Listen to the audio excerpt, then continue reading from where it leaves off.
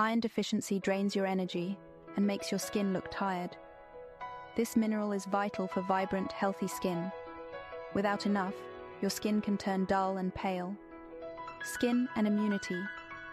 Low iron weakens the immune system and changes how the skin reacts to injuries and infections.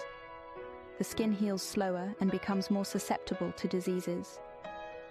Normally, the body would swiftly respond to and repair any skin damage, but iron deficiency slows this process dramatically.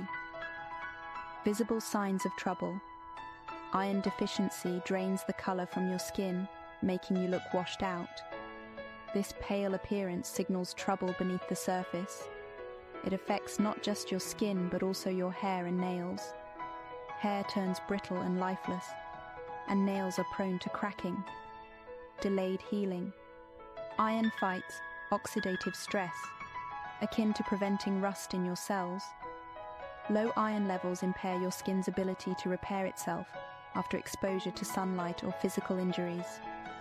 This leads to slower healing times for cuts and bruises. Iron is crucial for both health and appearance. If your skin shows signs of deficiency, it might be time to see your doctor and improve your iron intake.